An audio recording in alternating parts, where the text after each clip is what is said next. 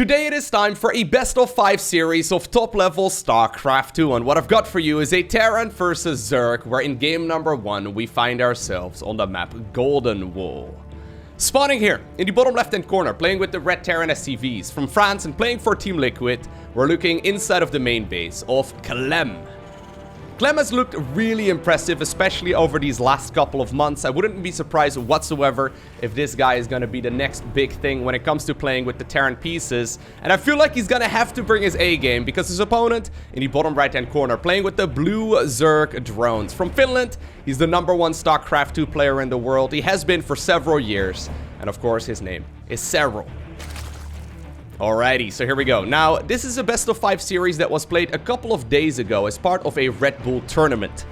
And while I haven't seen the games myself yet either, I'm really excited to cast this series for you, because this series right here was plastered all over Team Liquid and on Reddit and everywhere. So a lot of people have been talking about this matchup right here, and I have no idea what to expect. I'm looking forward to it. I've heard especially that the final 2 maps of this series are really, really good. So, yeah, I don't know what to expect either, but I'm sure we will find out together. Now, this is indeed going to be a Terran versus Zerg. And in case you're unfamiliar, generally speaking, if the Zerg is completely left to their own devices and they can do whatever they like, usually they will be able to run away with the victory.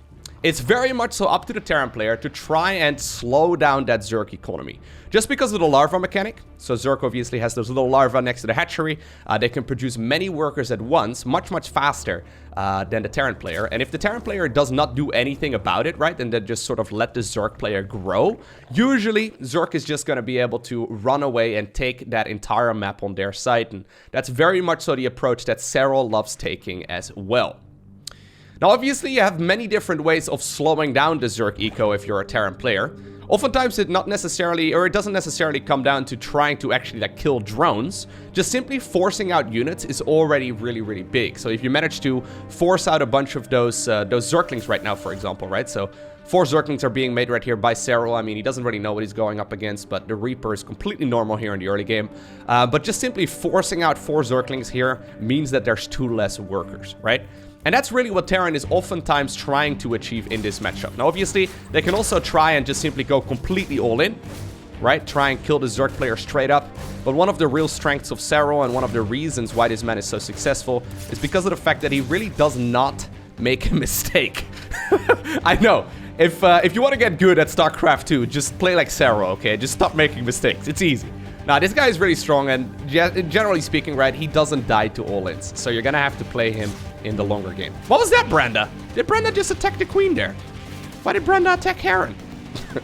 I have no idea. Anyways, once again, actually, this is kind of interesting. Serral seems to be going for the 4-queen 2-hatch opener. It's become very normal over the last couple of years for Zerg players to go for the quick 3-hatch. This is something that Serral did against Neeb as well in a series of Zerg vs Protoss that I casted a couple of days ago. In case you're interested, I'll actually go ahead and post a link to it down below in the description of this video. But once again, look at that. So 2-base opener, very quick lair after starting up Zergling speed. I wonder if this is Serral purposefully trying to play a build that is like actually inferior just because his opponents are not very, you know, familiar with playing against it. Or if he actually just thinks that this is now the new go-to build order in both Zerg vs Protoss as well as Zerg vs Terran now, apparently. Very cool. I want to see what he decides to go for in the next couple of games of this series too. Now, there's already a 3rd command center coming up here for Clem, so very quick 3rd CC. Obviously, Golden Wall is a huge map. You can obviously take expansions everywhere, and the nice thing is, if you can fly a command center down towards the low ground over here, it's very difficult for the Zerg player to get over here until they mine out their own side of the map, or obviously the mineral patches here in the center. But Zerg is going to have to make a response. There is going to be a Bailing Nest right now as well. Lair will finish, and there it is. Spire. Okay, so this really feels like a Heart of the Swarm kind of game.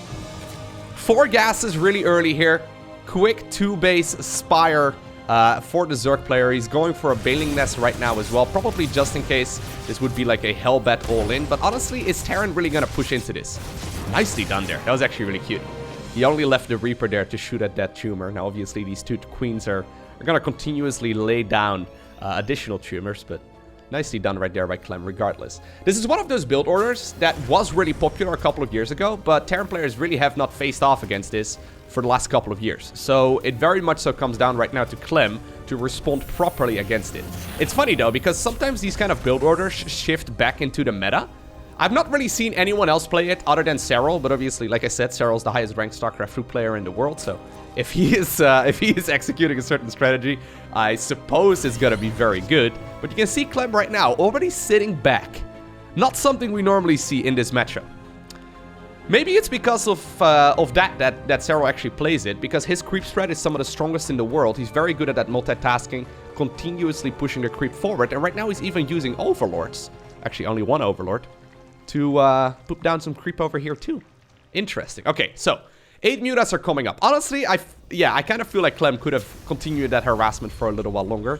Maybe he was worried for, say, like a 2-base Nidus opener or something along those lines, right?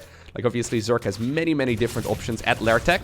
Now, right now, though, Clem does see the double gas is taken over at the 3rd base. And this should give him a pretty good indication of what's going on. He's got a Viking patrolling. He's got a missile turret already. I think he figured it out long before that this really went down. But this is going to give Serral all of the map control.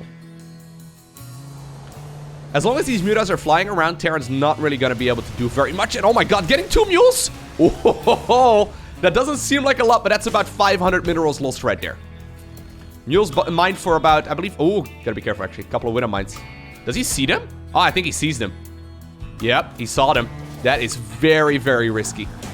Either way, a mule mines for about, like, I believe, like 230 to 270 minerals, depending on the distance to the mineral patch. So that was a nice little bit of damage there by Serral.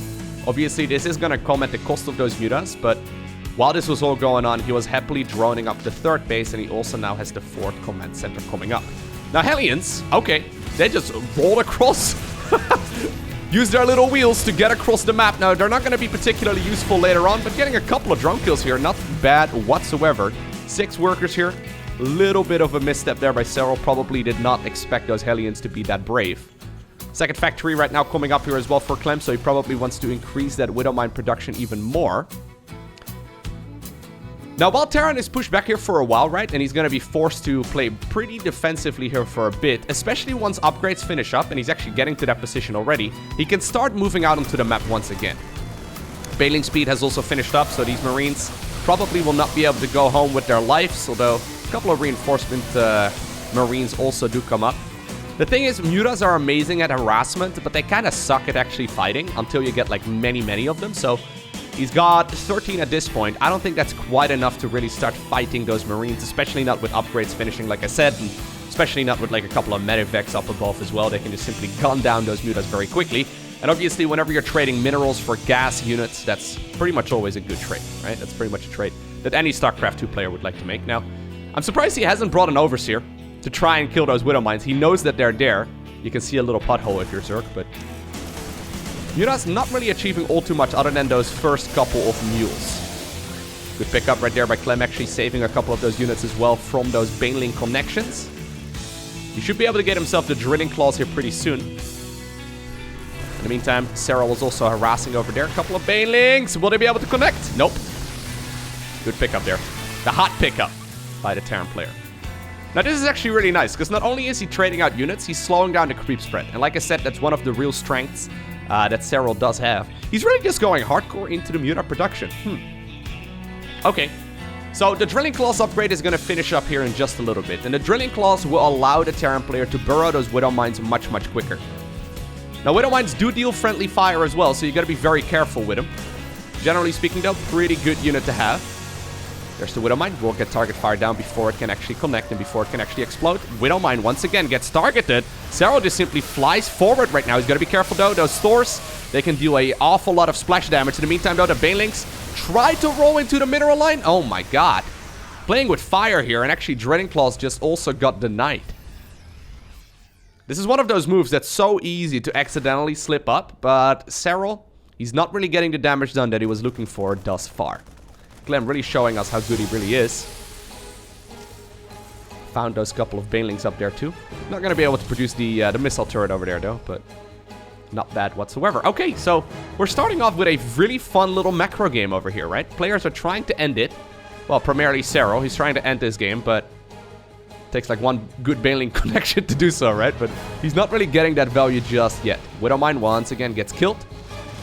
He's just target firing down the Widowmines right now with the Mutalisk. Okay, so Terran is gonna finish up +2/+2 here in just a little bit, and that's huge. +2/+2 Marines are significantly more powerful than +1/+1 Marines. I love the addition of the Thor right now as well. Like I said, Thors deal splash damage, and they target air with highest priority, so usually they can deal a lot of damage to those clumped up Mutas. Ooh, double missile turret over here too. I do like that. I think that Serral probably wanted to dive on top of that mineral line. Does Clem really want to commit though? Yeah, I don't think he really wants to go too deep onto the creep. When you get onto the creep, the Bailings will be able to roll forward much more efficiently, and well, your bio army is not going to look really that menacing whatsoever. You're also kind of forced to leave a bunch of units at home whenever you play Terran and you're going up against Mutas. Like, you can't really leave your bases completely undefended. So that's another issue here as well. I think he probably wants to go 3/3 upgrades before really committing. Now, the Bailings do go off creep. That's obviously the terrain of the Terran player, who's going to have a much easier time dealing with all of those units. Now, finally, it looks like a couple of missile turrets will go down. Clem not paying attention for about a second. Loses 2 missile turrets, loses 3 SCVs as well. And that's just going to keep him on his toes once again, right? Also, of course, a bunch of mining time. He's going to have to reproduce those structures. And that's just Serral acting brave. Ooh. It's so easy to lose like an entire clump of like this entire army over here, right? To one Widowmine. He's just attacking into it. Same time though. Bit of a fight over here in the top section of the map now. Once again, double Widowmine actually burrowed out of vision range right over there. So these Widowmines can definitely snipe the Mutas or maybe the Lings and Banes if they come in. Planetary Fortress also much harder to push into, and I think that Clem is holding his own just fine. +3/+3 is coming up right now for this young Frenchman. In the meantime, though, on the other side of the map, Serral is now taking the back expansion. He's basically taking the entire vertical position over here. He's now going to be able to start up the 3/3 upgrades and potentially maybe even go into like Ultralisks or something like that. Now, big Widowmine connection here inside of the main base. Mutas do regenerate very quickly out of combat. So 6 SCVs going down, but I think he might very well need some of those units at home again because there's a big Terran push heading straight through the center of the map. Decent connections on those Banelings so far. There's a lot of Zerg army actually on the other side of the map too. Once again, a bunch of SCVs ended up going down. And while Clem is constantly trying to slow down this Zerg player, right? He's constantly putting down or killing creep tumors and all that. He's really not getting that much damage done. He is going to be able to go up towards the 5th base over here.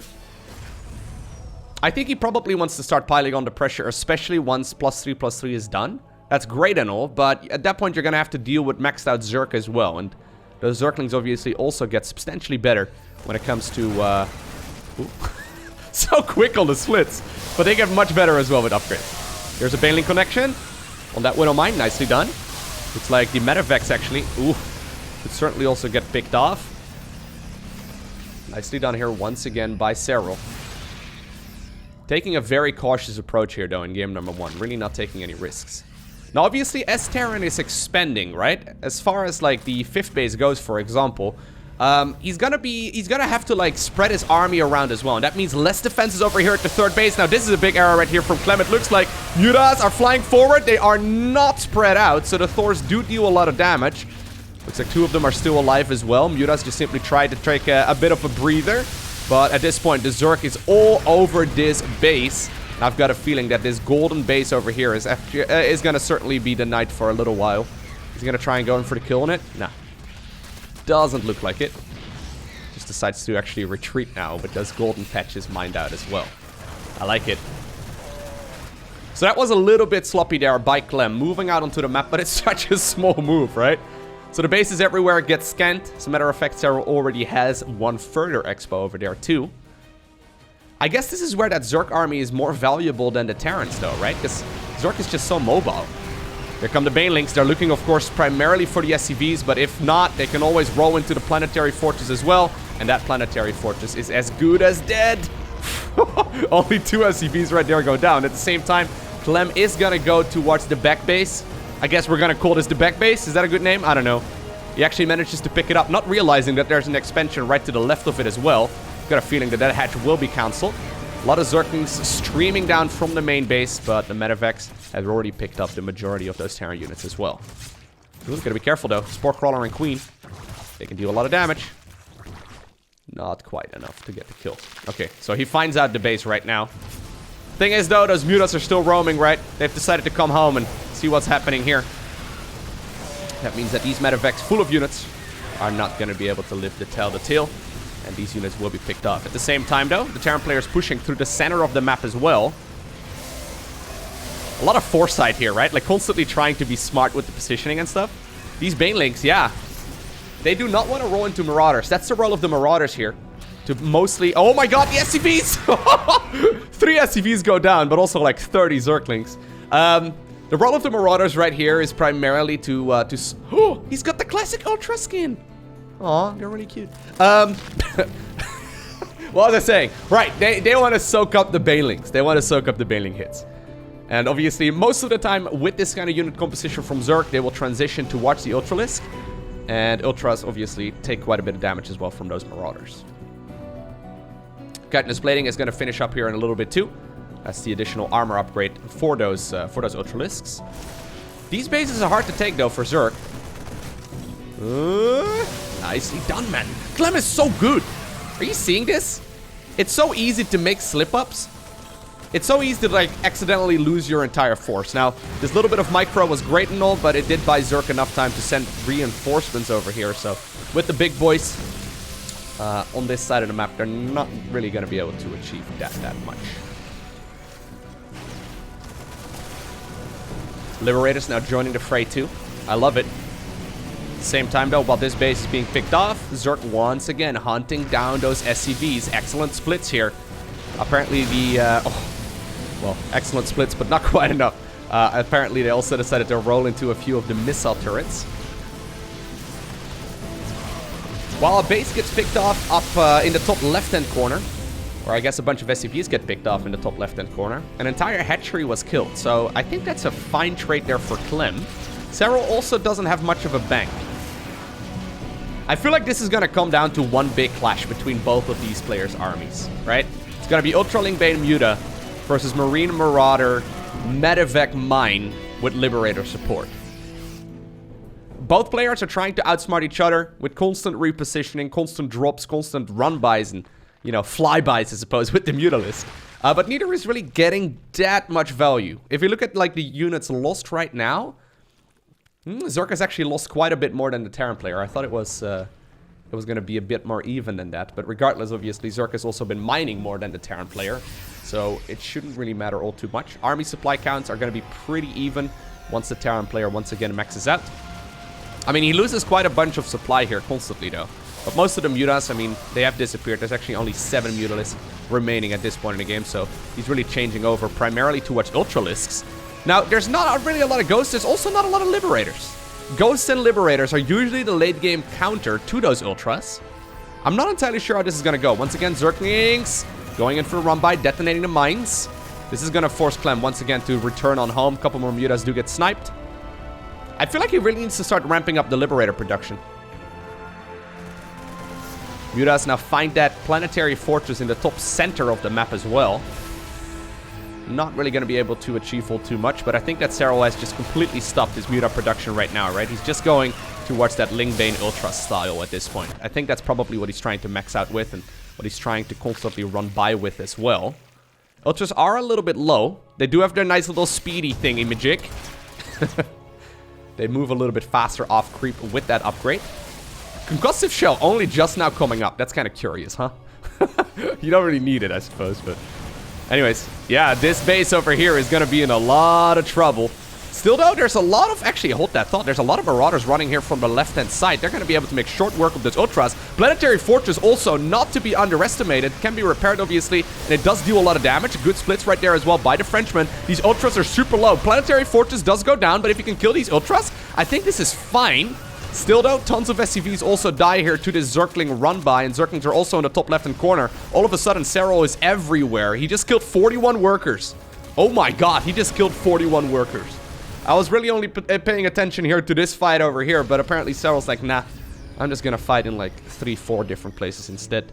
So Clem obviously forced to split up those Marauders, negate some of that splash damage of the Ultras, and now all of a sudden, he's like 50 supply behind. Not just like, he was exactly 50 supply behind when I said that.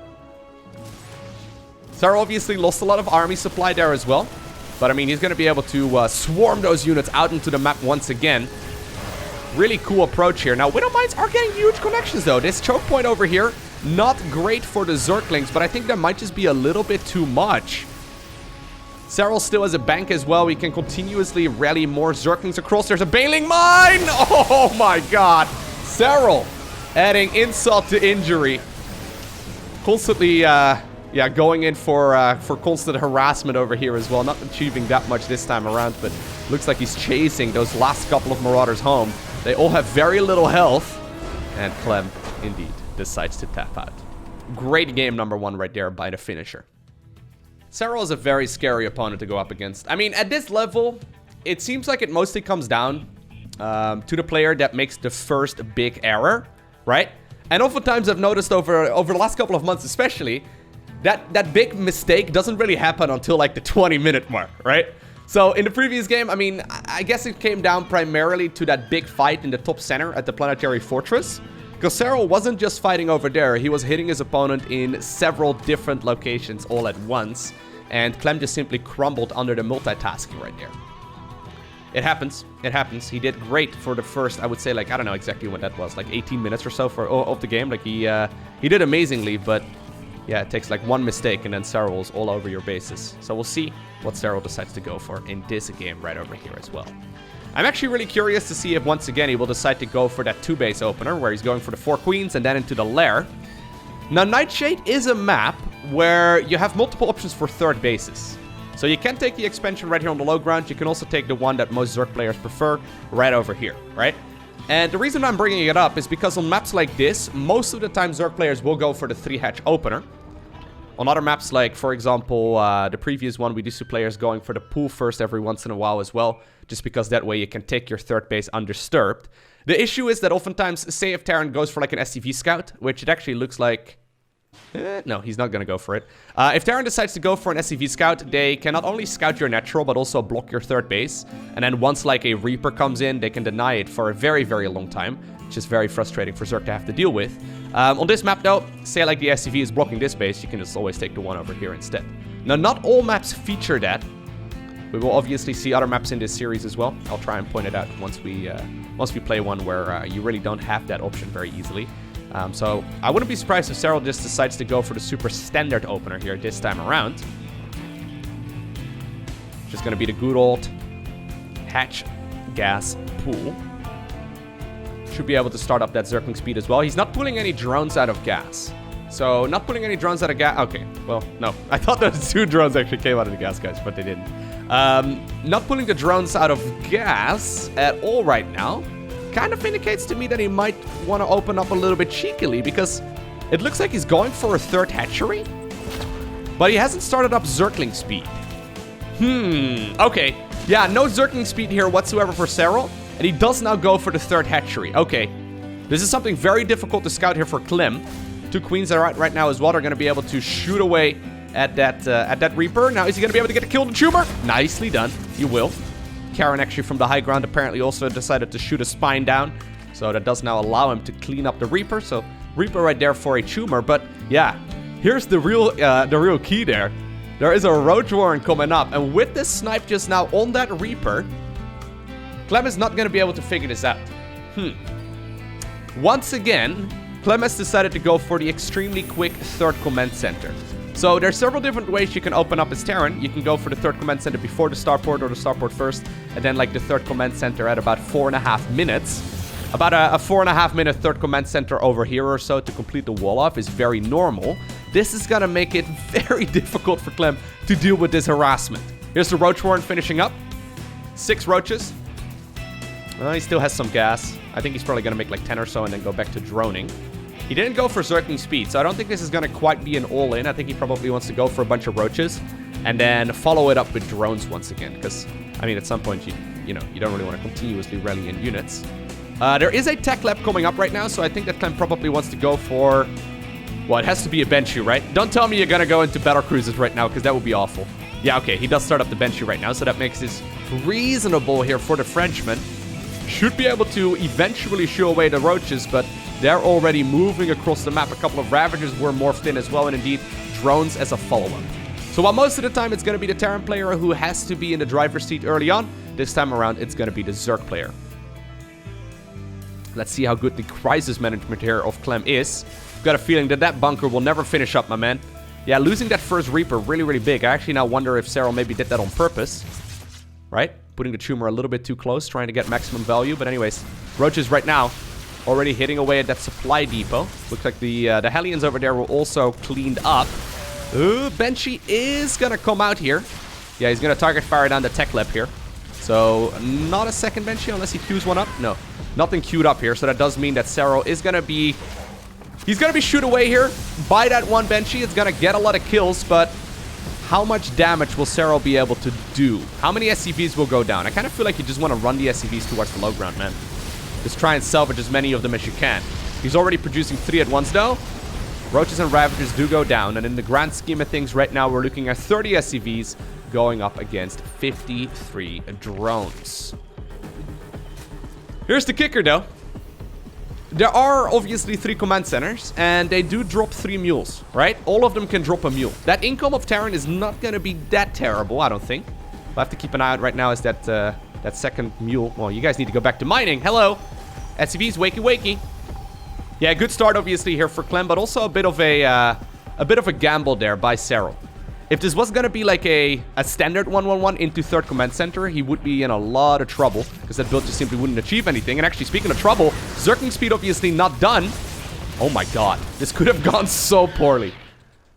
Yeah, no, he could have actually lost the entire mineral line here, but nicely done. Liberator, or no, actually Banshee obviously.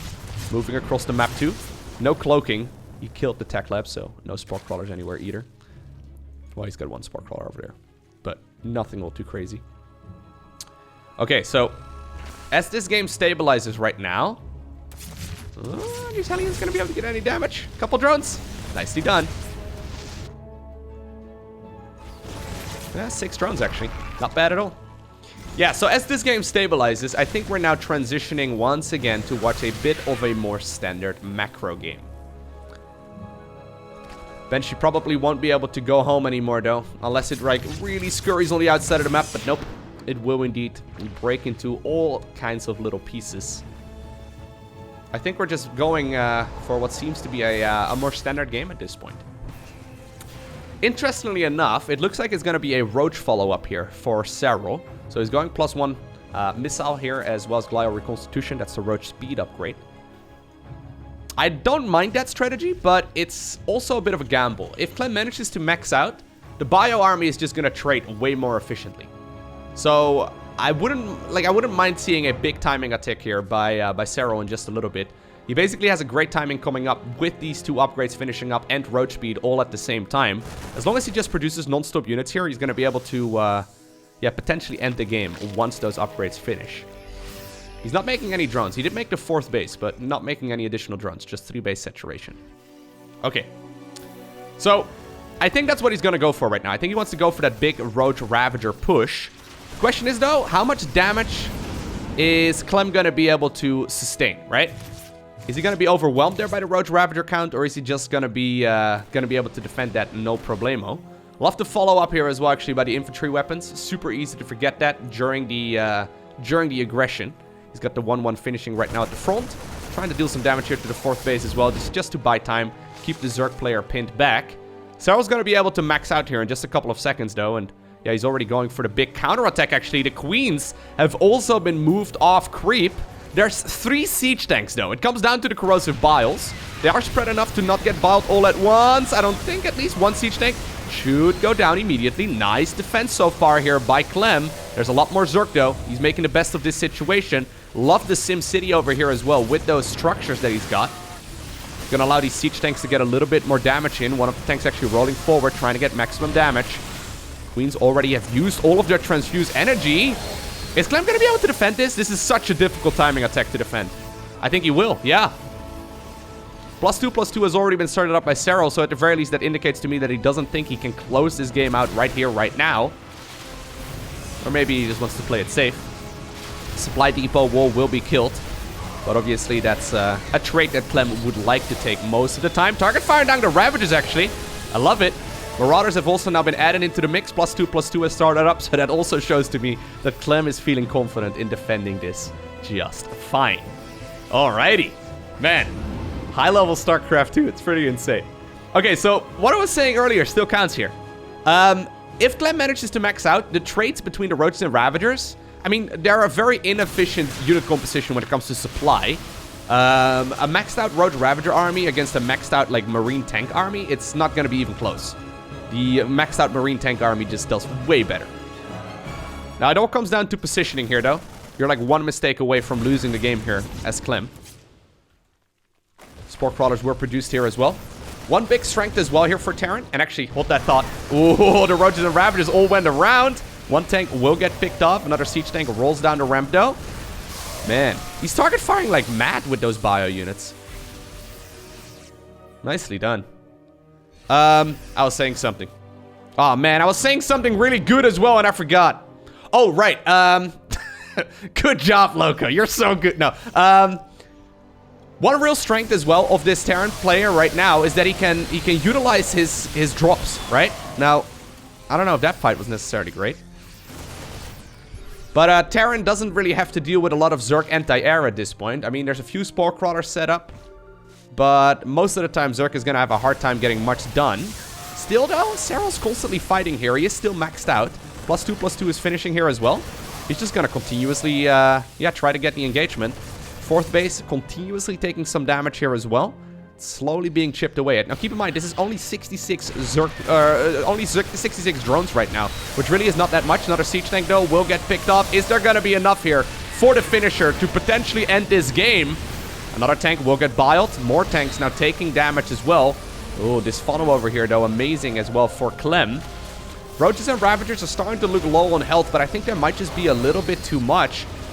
+2/+2 finish there for the Zerg player quite a bit before Terran managed to finish theirs, and you can notice it, right?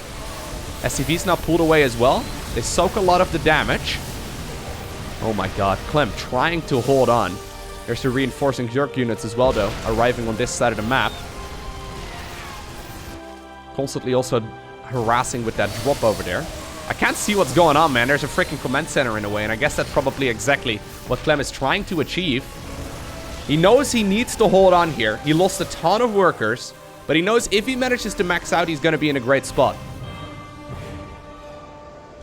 Oh my god. Did he just actually do it? Did he just actually hold on there? I mean, obviously, he lost a ton as well. Yeah, he starts 3-3. So he assumes here he's going to be fine. Fourth command center also did finish. And while Serral is still not slowing down on the Roach Ravager count, he didn't quite close the game out yet. Now, he is at an advantage now, don't get me wrong. These siege tanks, oh my god, they can be both biled down at once. That's a little bit of a sloppy move there, and I think that might actually just be all she wrote. All medevacs without energy, yeah. I thought for a second there that Clem was going to be able to obtain the victory, but it was not meant to be. Now, I know that previous game, for the more casual observer, probably really looked extremely Zerg dominant. And I guess it ended up being a victory right there as well by Serral, but it was just barely a victory. It's super easy for that tempo advantage to switch in favor of Terran, and once that happens, I mean, Zerg is in a really awkward position. Most of the time when the Zerg player is in that spot, they're not going to be able to go Mutas. They're not going to be able to go Corruptors. They're not going to be able to go Zerglings and Banelings. They're not going to be able to make that switch because they've been upgrading the Roaches and Ravagers all the time. So at that position, most of the time, your better choice is to go into Hydralisks. But obviously, Hydralisks are also a little bit shaky. With Hydras, you need to get yourself the Vipers out as well, because, you know, Hydras and Lurkers without Vipers kind of suck. The transition is really difficult to make. And while obviously Serral is perfectly capable of doing so, he was only at 66 drones that entire game long. So you basically have to find, all of a sudden, like, a lot of time to produce drones. You gotta make sure that you tech up as well, and it's really difficult to actually get back into it once the tempo advantage does flip in favor of the Terran. Well, regardless, it was an advantage there for Serral the entire game long. He did end up obtaining the victory, but I think it was significantly closer than a lot of people would guess it was. Anyways, let's see what the Serral, or the Serral, the Zerg player decides to go for right here. And obviously a best of 5 series does mean that the first player to win 3 maps is going to be the one who obtains the victory. So I'm excited to see what happens here. All right, it's match point already here for the finisher. The Finnish Phenom. What was it? The Night King? Yeah, we don't really call him the Night King anymore. I mean, for good reason, right? People call him the Night King because he's from the north, right? He's from Finland. That's way up north. Super cold over there, I'm sure. They don't have summer, right? It's just snowing all year long. But then obviously we all watched the final season of Game of Thrones, and, you know, he's not worthy of that name anymore because the Night King was not nearly as strong as Serral is. Anyways, we will have just a standard opener here once again by Clem. What is Serral gonna do? Pulls the drone out of gas, starts up Zergling speed. So this is exactly what he did in game number 1 and what he did against Neep as well. Should once again be that two-base opener. Interesting. Very interesting. I really, yeah, I'm really quite surprised that he's pulling out this build order every time. That was a cute little grenade over there. Trying to throw it right there in the pattern right there that the drone was moving in, right? He was trying to make sure that the drone was going to be booped back towards the Reaper. What do you do, though, if you're Clem at this point? I think you probably expect, once again, a bit of a cheeky start here from Serral, right? I mean, Serral, for the longest time, he was very well known for playing the same build orders almost every game. These days, though, he's mixing it up constantly, which I like a lot. Where's Brenda going? A little bit weird, Brenda.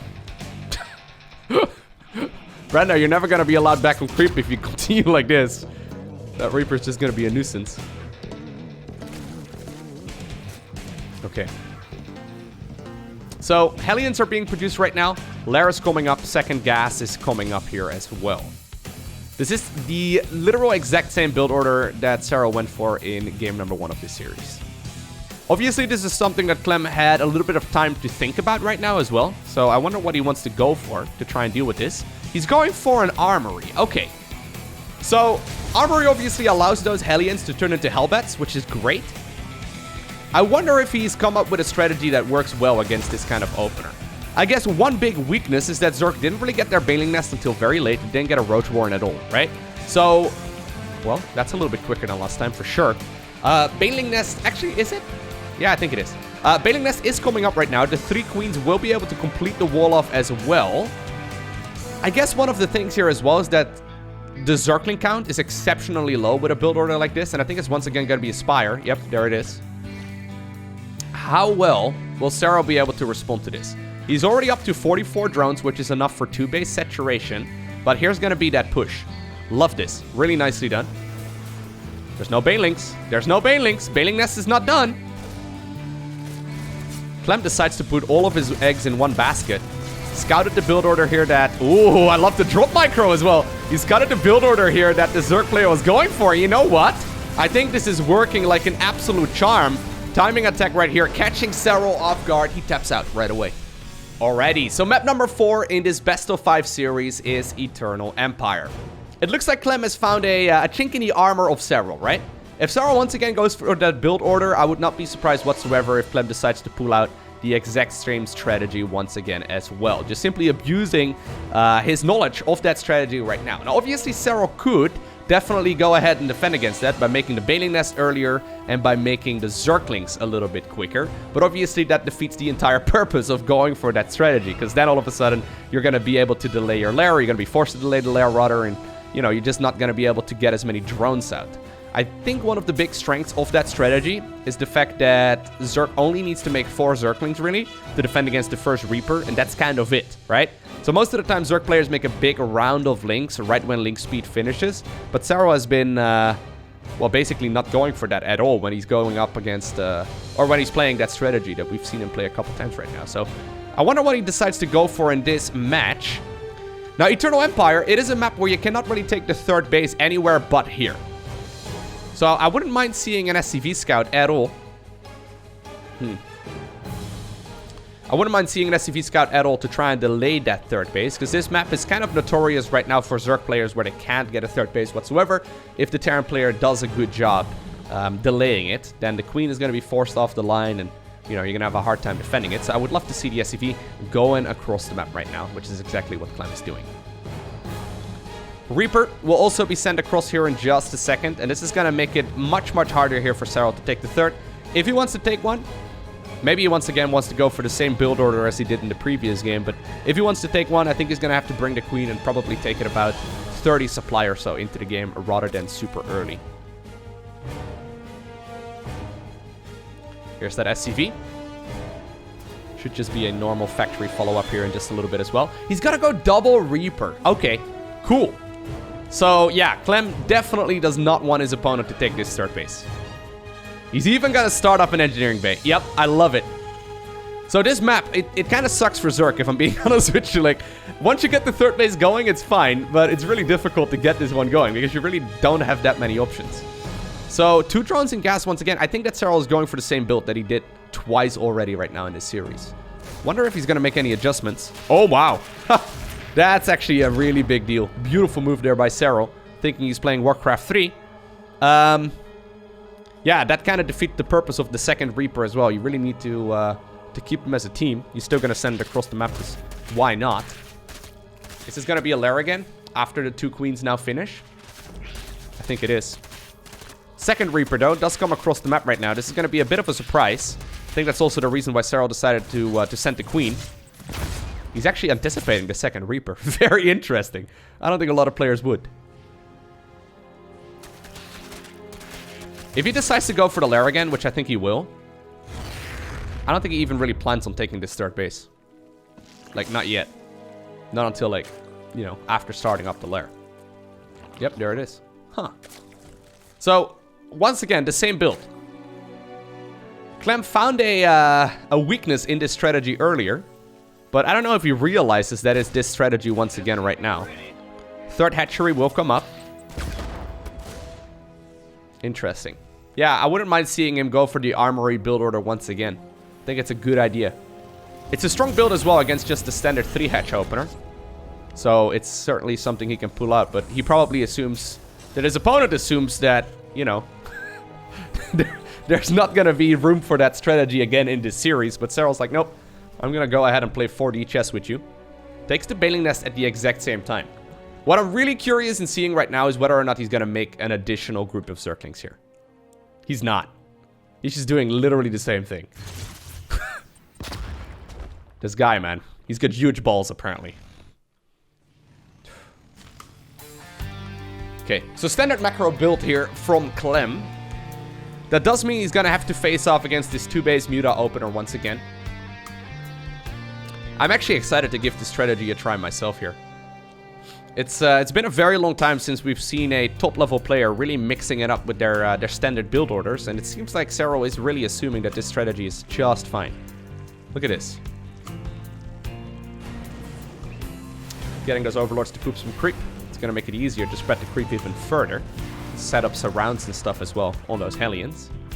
Spire, though, will be coming up. Serral scouted out exactly what's happening, and once more, it's gonna be that Bio army versus the Zergling Baneling Muta army. We've seen this in game number 1. Now, obviously, in that game, Serral did obtain the victory. I guess that's also partially due to, like, the size of the map, though, right? That is a map that's really quite good for Zerg players to, oh, wow. This is something we don't see that much. I like that. Nice.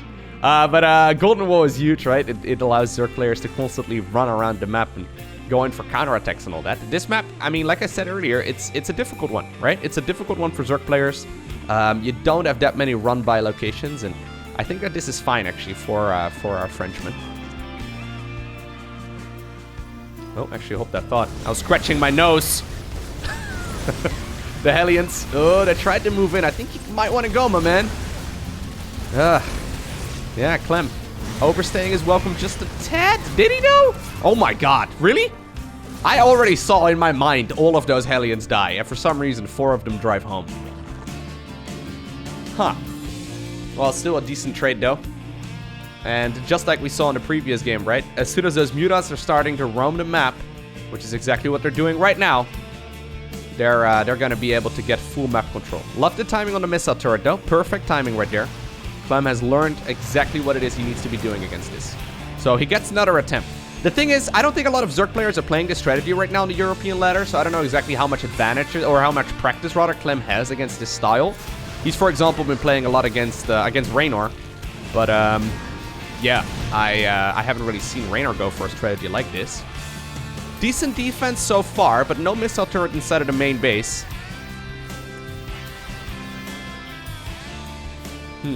Okay.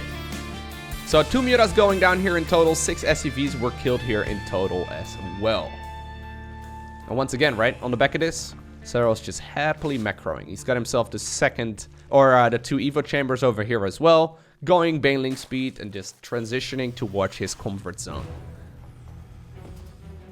I would imagine that this build, so if I may theory craft for just a little bit, right?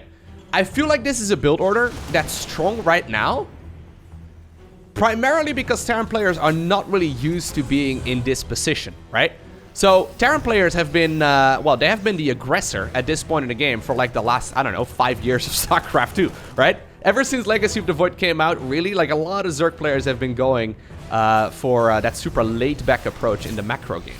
But this is a different way of playing it. This is Serral being in charge of the pacing, and it's just a little bit different. Clem already, though, doing a much better job in this game than he did in Golden Wolf. Yeah, I like this so much better here already. A couple of Banelings have apparently been set up for the run-by as well. Baneling speed is done. So that's going to make this defense reasonably doable. But, I mean, this is not great.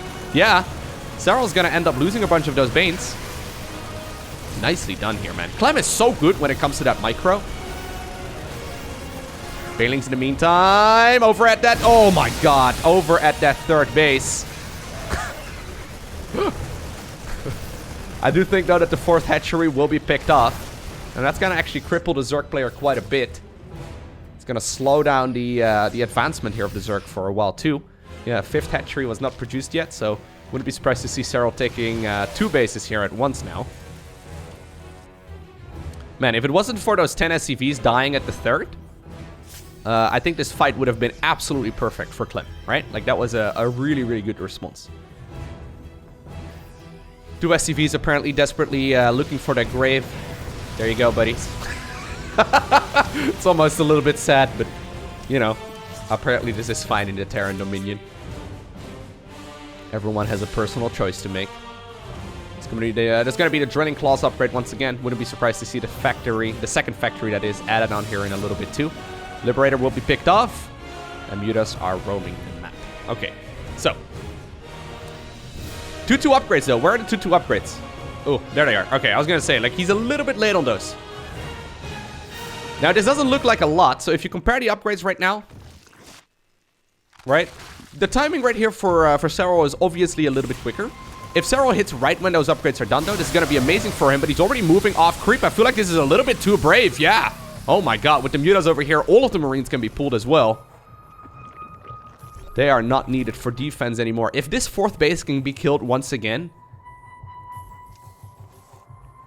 that would be a disaster here for Zerg. He's already taking another space, or another base over here on the space on the left. Oh, okay. This is an odd moment, though, to be fighting because upgrades are not done. Oh, good work. Mutas, in the meantime, by the way, working on some reinforcements. Taking this base, though, I think you can take this base at almost any loss, assuming you don't die to the counterattack. Yeah. Amazing kill there by Clem. That's actually so significant. Right now, Zerg is stuck on 3 bases, which is... Well, no.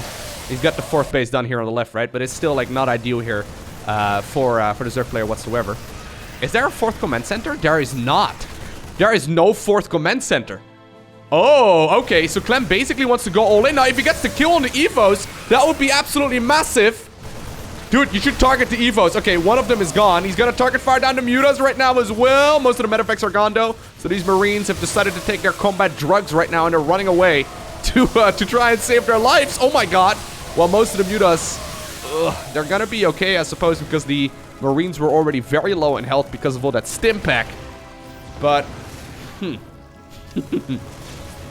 Did Clem do enough damage? Does he know about the base on the left? He does not.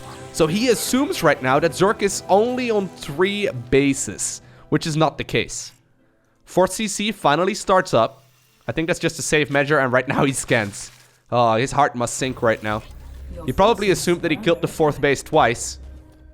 And he did, I guess, but did not realize his opponent double expended at the exact same time. Now all of a sudden, though, we do have the +2/+2 finishing. Serral with that Evo chamber positioning that a lot of Zerg players have been going for recently. I don't like it at all. That's one cheeky, brave little Widow Mine over here, actually. Yeah, it's going to be able to get some damage done at the same time. Muta's once again working on those reinforcing units. But the 4th base number 3, I guess that would make it the 6th. It will be picked up. So, upgrades are huge. Like, I feel like I emphasize this in every single one of my StarCraft 2 casts. But especially fast attacking units that come out in big numbers, they really, really benefit from upgrades, right? And Marines and Zerglings are, well, 2 kinds of units that are amazing there. Once again, actually great 1-2 punch right there with the Thor and then also the Widow Mine. Marines benefit from upgrades a ton. Zerglings benefit from upgrades a ton as well. Serral! Ooh. That's so risky. They're stuck. They're not going to be able to leave, can they? Yeah, they're not. Zerglings right now coming in for the rescue as well. I love this. Oh, that's so hot. Oh. Whew. Such a random position, but Clem already anticipating that movement. These Zerglings were supposed to start attacking here as well. Mutas have now been completely compromised. Singular Widow Mines are moving across the map just to try and get some damage in. This time around won't really work. Here's the Mutas and the Banes, though, trying to free themselves. Nicely done there, but Clem right now certainly significantly ahead. Widow Mine drop, pretending like this is Terran versus Protoss all of a sudden. I love that as well, actually, on the high ground. Ay, ay, ay. Oof. That is really hot. That's amazing. Ugh, not a trade you want to take, actually, with those Banelings either. And here's the real push.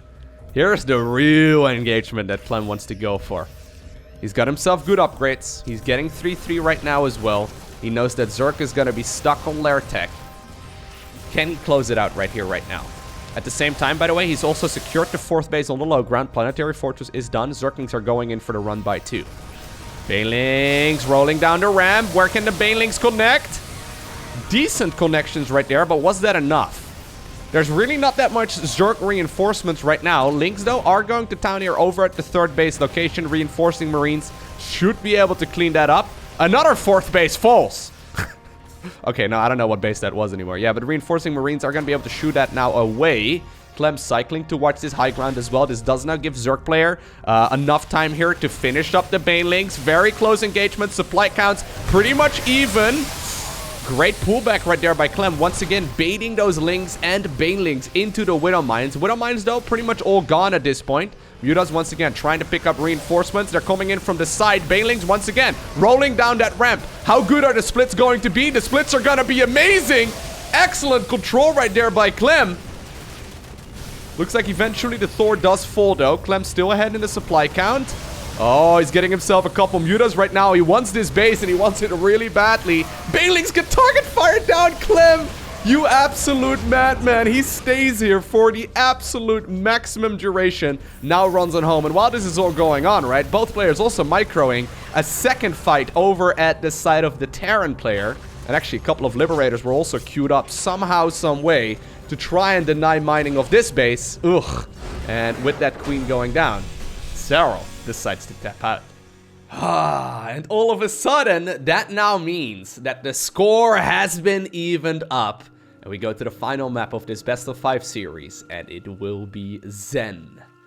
Amazing game number 4 there, though, by Clem, right?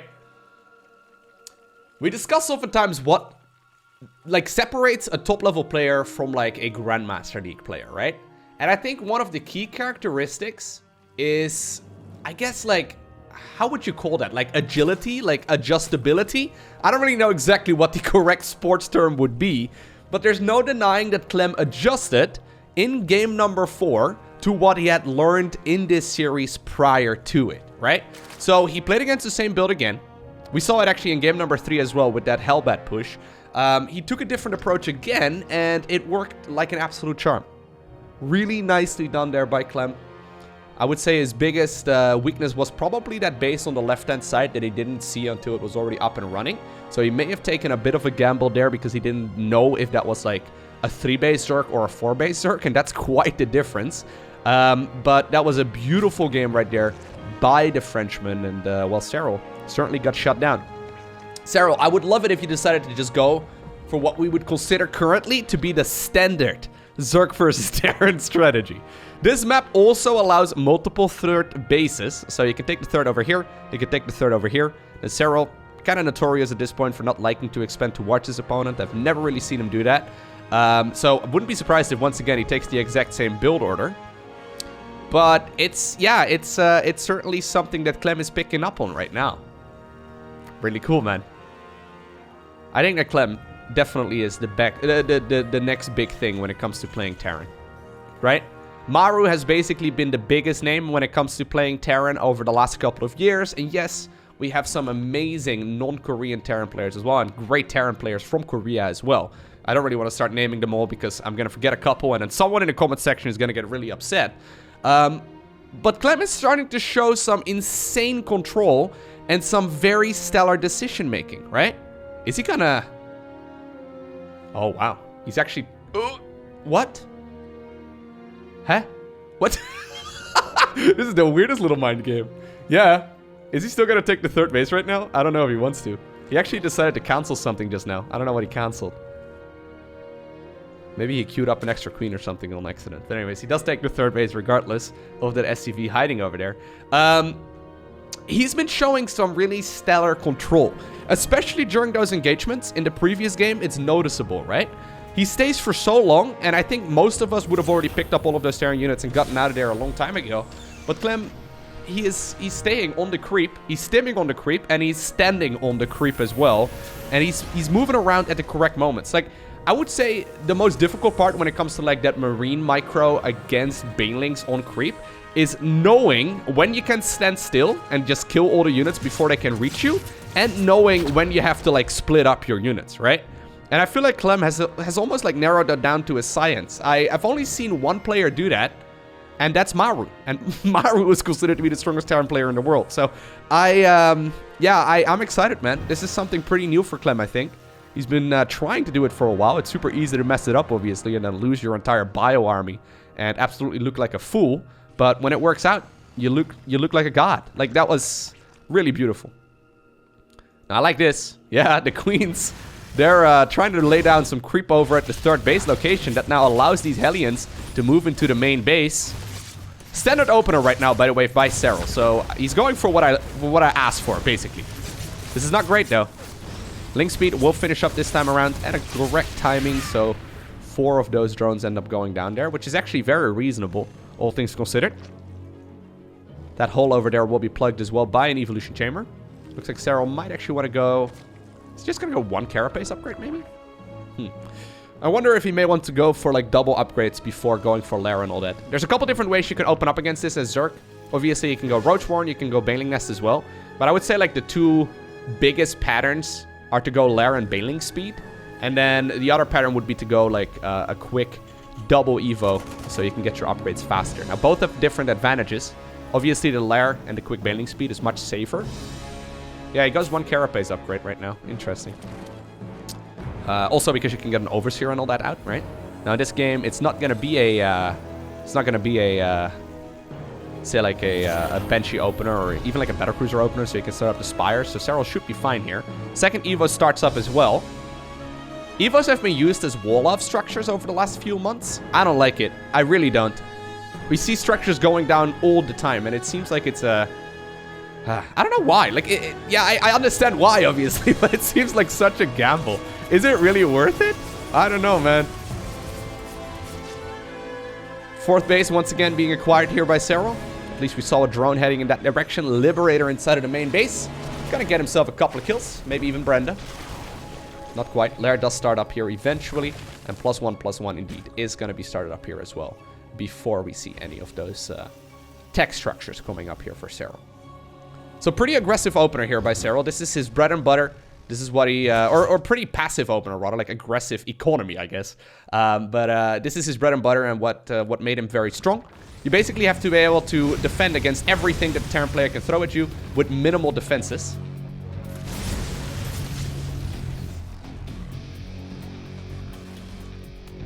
Double engineering bay coming up as well. Clem also, by the way, not going for any risky opener this time around. No third command center before the starport or anything like that. This is the third CC as part of the wall off. I think like 420 or so is usually when that comes down, like depending on the macro of the Terran player. Sometimes it's like 430, sometimes it's 410. I think this probably was like a 415, 420 or so. But anyways, he gets himself the third command center done right now. He's going to be able to fly out on over. The problem is, though, when you play like this kind of strategy against Zerg, this is what Zerg is very comfortable with. And whenever Zerg gets comfortable, their creep spread gets insane. Look at the creep already, right? Now, just take a little bit of a mental snapshot right now. It's 6 minutes and 40 seconds. Just think about it for a little bit and then see where it's going to be at like the 8.5 minute mark. Okay, so let's say like 2 minutes later. Well, I mean, assuming Serral's actually going to spread the creep right now. He's not doing that. But generally speaking, like this is the moment where the creep really gets a little bit crazy. Serral actually a little bit slow on that this time. Probably forced to multitask in other locations, and obviously his priority is set elsewhere. Here's that push though from the Terran player coming up. +1/+1 not done yet. It is done for Zerg obviously, since he took those upgrades super early, and yeah, this is a pretty good fight here for, well, I was gonna say the Zerg player, right? It should be the Zerg player. That was actually surprisingly good there. Liberator though inside of the main base will be killed. The Queens also now pulled away from their creep spreading duties to try and deal some more damage here as well. They do have quite a bit of energy. They weren't here earlier, so this does now mean, oh my god, yeah, they're target firing down the medevac. This does not mean that Serral is going to be able to clean this up, but also he loses a bunch of queens here in the process. Which really, like, you ideally don't lose any queens here.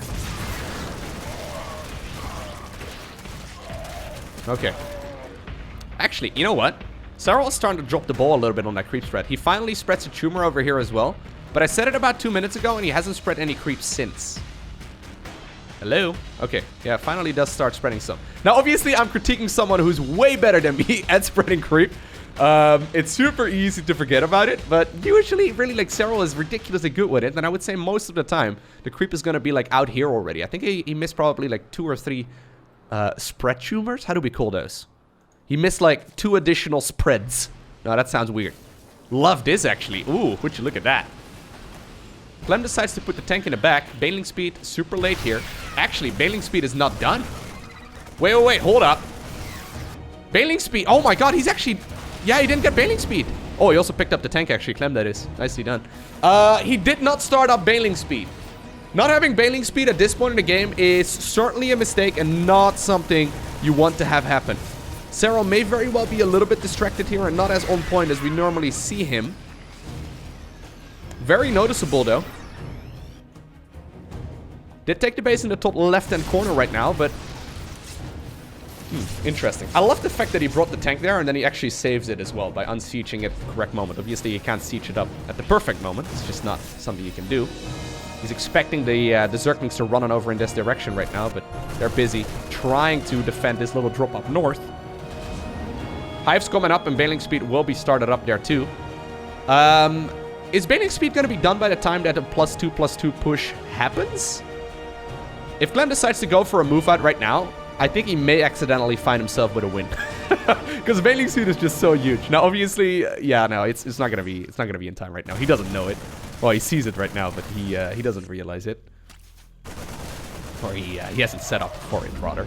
I'm sure he realizes it, but he hasn't set himself up for that. Okay, Hive will be coming up here as well. Clem should be able to transition straight towards 3-3. He's got himself the 4th base now also done. That one will land. No Zergling run-bys whatsoever so far by the finisher. Which is something worth noting as well. Big Lingbane fight over here up north. Clem takes that one easily. Forced to stim backwards. They'll start up 3-3 while this is going on as well. I don't know how he's... Like, he started that upgrade while that was happening. What, didn't he? I'm pretty sure he did. Just casually putting the Marines back. Starts up +3 upgrades. Adrenal glands, though, will also be started up right now, and that's scary. Makes those Zerglings much, much more powerful. And a few Vipers. Okay. So far it's just been Lingbane. Notice here how there's no Lingbane Muta, no Lingbane Hydra or something like that. It's basically the same here for the Terran player. When you play against this kind of unit composition, you really do need those blinding clouds. The Vipers, though, are certainly not going to be ready for this engagement. Creep spread really not that far out either, so that does now allow Clem to get pretty close towards where this base will be taken. No way. That one will get shut down immediately, and maybe that wasn't even that bad because it was misplaced on the hatchery location. Yeah, Serral's playing catch-up here. He's playing a little bit sloppier than he did in the game so far. I'm being very critical here, obviously, but yeah, I think it's fair. Like, the thing is, Clem has not dropped the ball anywhere, right? Like, he's playing super slow or super steady, not really making any mistakes. Just continuously putting his units in right spots. Now, I think that this army is as good as dead. This army is not going to be able to get much done, but this does now open up the opportunity for this second attack wave to go up north. Once again, not a cancel. I think that these Banelings will also be picked off. Marines actually picked up inside of the Medivacs, and they're going to try and force more and more attention over on this piece of the map here for the Zerg player. Clem actually wants to get a couple of drones as well before killing the hatchery. I thought that that base was as good as dead, but since there's really not that much anti-air, yeah, Branda looks like it's going down there as well. Another hatchery falls. Clem is playing his absolute heart out. +3/+3 is going to finish here in a little bit. Good Baneling detonation, or Widowmine detonation right there on the Banelings once again. He secured the base in the bottom right-hand corner. Man, Clem, how fast are you playing, my man? Obviously, the Zerg repeat rates are always set up a little bit high, right? So it always makes them look much faster than they actually are playing. But I think that Clem is probably peaking here at like 6, 7, 800 APM a second. Or a second.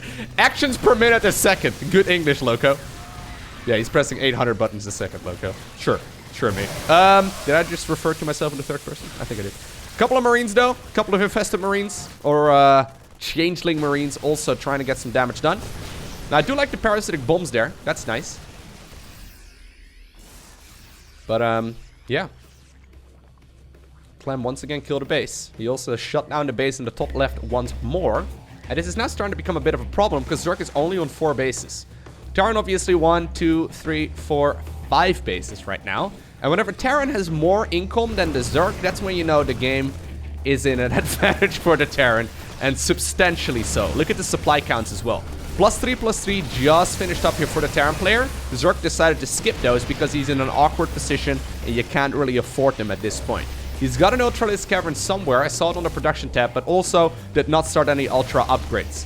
Serral essentially sitting at a mid-game army with 2 Vipers here. Losing the Vipers would be absolutely humongous.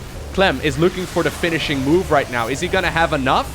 One parasitic bomb does go down here on one of the Medivacs. Good splits right there as well, and that as well by Clem, but that's something we expect from him right now too. Love the addition here of the Marauders. Zerglings actually came in for the run-by as well. Queen's over inside of the main base, trying to get the kills here on these Marines. Marines get a little bit of damage done, but Clem still pushing in the top left-hand corner.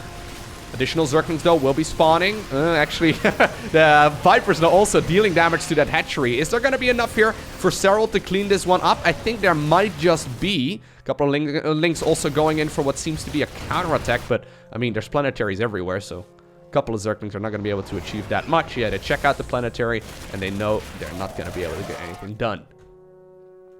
Here's attack wave number 79 here from Clem, though, slowly whittling away here at this Zerg player. Love the Widowmine drop. It looks like it's heading towards the top left. Not a lot of drones there at this point, but there might very well be more once the Widowmines arrive. Speaking of Widowmines, though, they're burrowing everywhere. Nicely done here once again by Clem. Parasitic Bomb will go down. Another one of those Medivacs, and the Medivacs are starting to run out. Yeah, that's 2 more dead. Here's the Widowmine drop. Oh my god. No, Zerg. Ah! Okay, 8 more drones go down. Excellent work there by Clem, dude. This guy is on fire. Playing an amazing series here against the #1 StarCraft 2 player in the world. And may I say it, he's outplaying him. He's outpacing him, outspeeding him, outmaneuvering him. Yeah. Oh my god. Oh, that's so sick. Clem, you absolute madman. Now, I haven't mentioned it during this series, but let's just say it again. This guy just turned 18 years old a couple days ago. Clem. Yeah, he's got a very bright future ahead of him if he decides to stick with StarCraft, which I think at this point, right, he's committed. He is committed. Amazing series here by him. I hope you enjoyed watching it. If you did, hit that like button down below. If you want to see more, hit that subscribe button. But for now, I want to thank you for watching. Have an amazing day. Don't forget to smile. And I'll see you once again in the next one.